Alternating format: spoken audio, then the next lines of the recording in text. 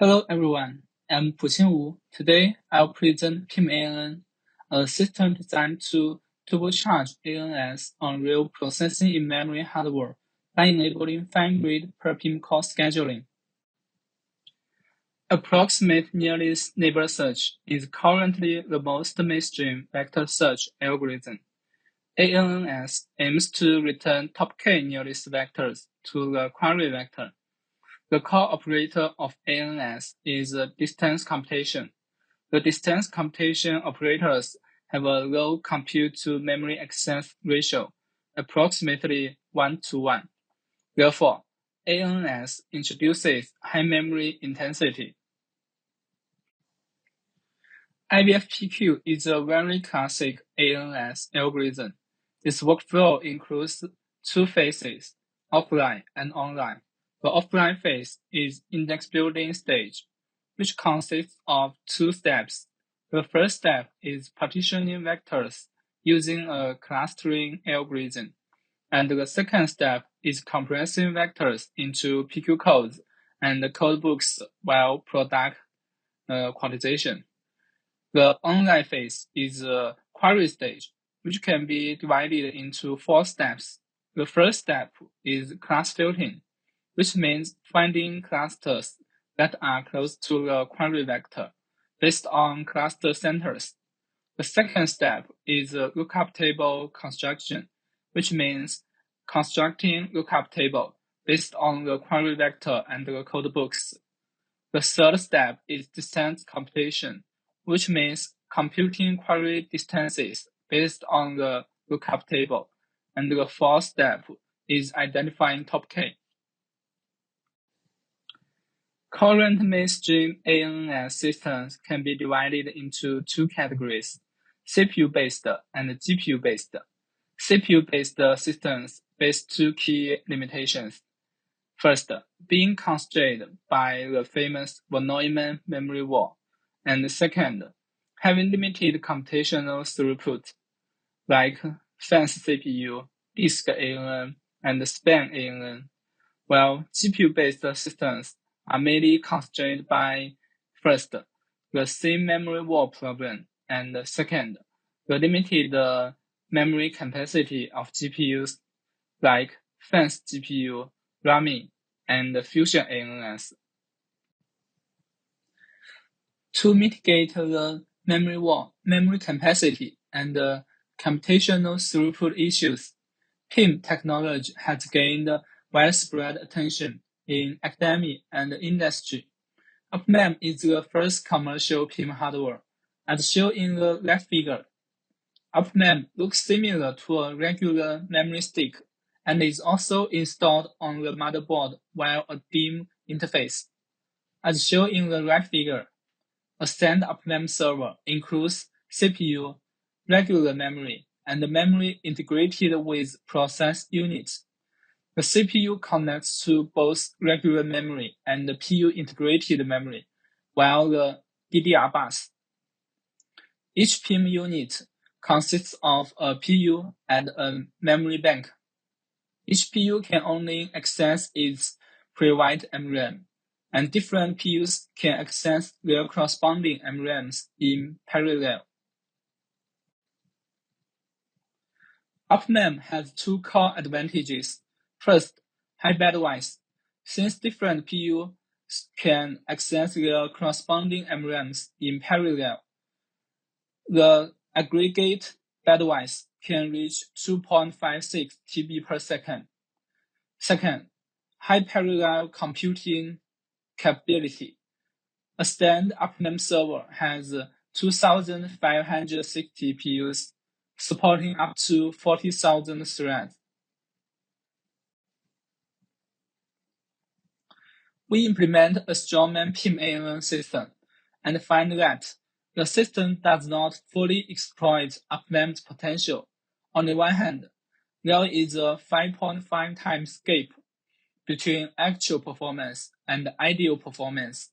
On the other hand, during queries, only 18.2% of PUs are active, while a large number of PUs remain idle. After careful analysis, we identify the root case. UPMEM's programming model is constrained by a batch scheduling paradigm. Batch scheduling consists of 3 steps. First, CPU sends task state to PUs. Second, CPU launches a PIM kernel, and PUs execute the tasks.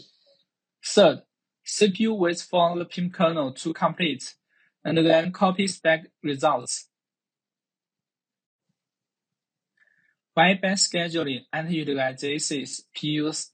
Batch scheduling underutilizes PUs in 2 ways. First, inter-batch underutilization, as shown in the orange area in the figure. Between 2 batches, the CPU is copying data, and all PUs are idle.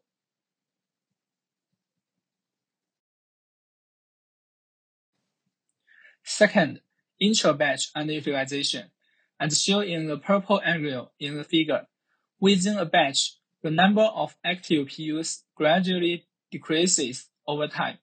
This is because, as shown in the right figure, the load varies across PUs, causing PUs to take different amounts of time to process tasks, which in turn causes high-load PUs to block the completion of the entire PIM kernel.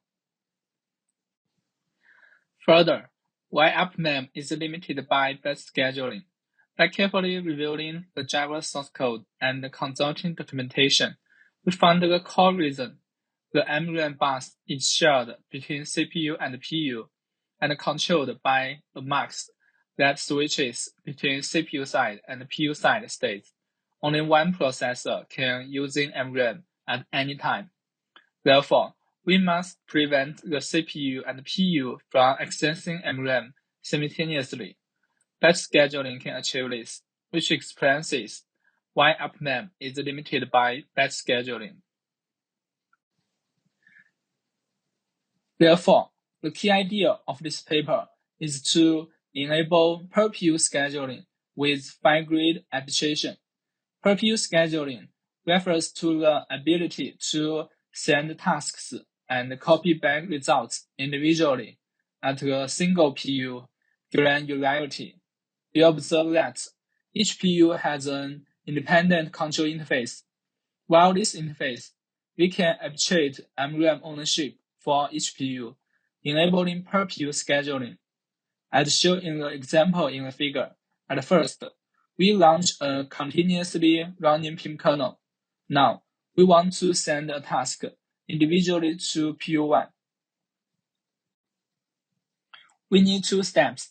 Step 1. We use the control interface to safely switch ownership of PU1's MRAM to CPU side state. Step 2.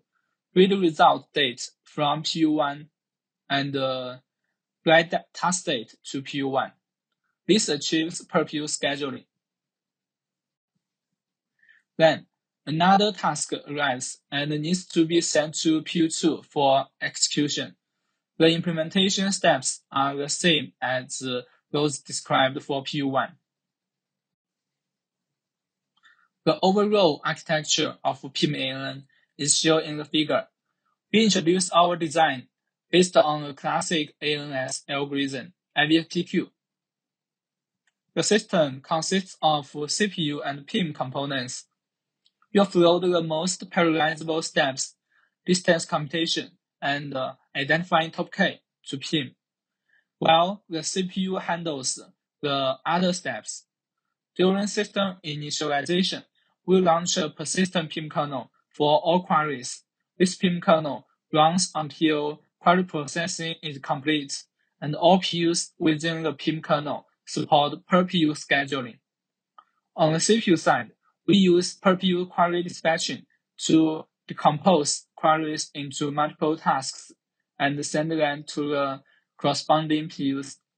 For example, the CPU needs to send a task corresponding to the purple cluster. Through per-PU query dispatching, the CPU sends the task to PU1. Design 1 is persistent PIM kernel.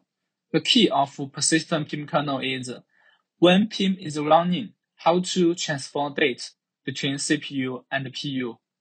To support this transform function, design 1 can be divided into the control path and the date path.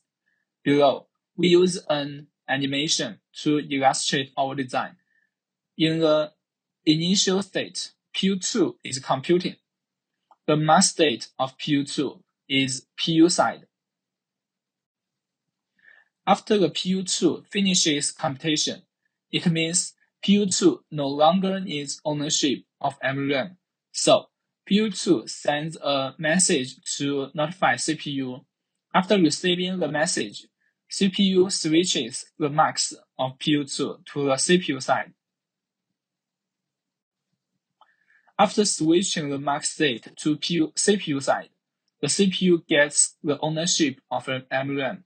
So, CPU can read the results from MRAM and write new task state to MRAM. After reading and writing, it means CPU no longer needs ownership of MRAM. So, CPU first switches the max back to the PU side and then sends a message to notify the PU2. When the PU2 receives the message, it can confirm that the max is now in the PU side, returning to the initial state. This is the process of CPU sending a task to PU2 while the PIM is running. In this process, the CPU copies back the results of PU2's last task and sends a new task to PU2. Based on this process, we can achieve per-PU scheduling. The native UPMEM driver does not support control path and date path for running PIM kernel. For details on how we modify the driver to support control path and date path, please refer to our paper. By carefully reviewing the UPMEM driver, we also discover an interesting phenomenon. Two adjacent PUs share a physical max. This means it is necessary to simultaneously switch the ownership of two PUs. As a result, even if we only need to send a task to one PU in a pair, the other PU in the pair will also be switched to the PU side and cannot receive new tasks until it is switched back to the CPU side. To improve PU utilization, each cluster is sliced into two smaller cluster slices. The two slices are then placed on the MRAM of the adjacent PU. This ensures that if one PU in a pair is active, the other will also be active. Design 2 is per-PU query dispatching. Per-PU query dispatching consists of 5 steps. First, because two adjacent PUs share a physical max, we slice clusters into two slices. Second, we selectively replicate clusters based on their hotness. The hotness of a cluster is obtained by multiplying the length of the cluster and the access frequency of the cluster. Hotter clusters are replicated more to reduce load imbalance among replicates. Third, we evenly distribute replicates across PUs to prevent any single PU from becoming a performance bottleneck due to high load. Fourth, we monitor changes in cluster hotness. For example, as shown in the figure, we detect a decrease in the hotness of cluster 1 and an increase in the hotness of cluster 2. Fifth, when cluster hotness changes, we update the placement strategy. For more details, please refer to our paper. In the evaluation section, we conduct extensive comparisons between PIM-ANN, fast CPU, fast GPU, and PIM-ANN batch PIM-ANN batch is a batch scheduling version of PIM-ANN. The evaluation is based on two widely used billion-scale datasets, SIFT 1 billion and SPACE 1 billion. The dimension of SIFT 1 billion is 128. The data type is uint8. The parameter setting is divide the dataset into 4096 clusters. The length of PQ code is 32. The dimension of SPACE 1 billion is 100. The data type is int8. The parameter setting is divide the dataset into 4096 clusters. The length of PQ code is 20. First, we test the PIM utilization of PIM-ANN and PIM-ANN batch. PIM-ANN achieves 80% utilization, while PIM-ANN batch only achieves 18.2%. Moreover, PIM-ANN demonstrates sustained high PIM utilization because our persistent PIM kernel eliminates inter-batch underutilization, and the per-PU query dispatching eliminates intra-batch underutilization. Next, we test throughput of PIM-ANN and PIM-ANN batch and fan CPU. Compared to PIM-ANN batch, PIM-ANN improves throughput by 2.4 times to 2.9 times. Compared to fan CPU, PIM-ANN improves throughput by 5.9 times to 10.49 times. We test the average and tail latency of PIM-ANN, PIM-ANN batch, and fan CPU. Compared to fan CPU, PIM-ANN reduces average latency by 32 to 43%, and tail latency by 26 and 63%. In contrast, PIM-ANN batch incurs higher latency. We test the throughput and the throughput per watt of PIM-ANN and FANS GPU. Compared to FANS GPU, PIM-ANN improves throughput by 2.4 times to 3.7 times, and the throughput per watt by 1.6 times to 2.5 times. In conclusion, PIM-ANN is an ANNS system designed to fully exploit the potential of UPMEM. Key idea is per-PU scheduling, and our code is open source and available at this link. If you have any questions, feel free to email us. Thank you.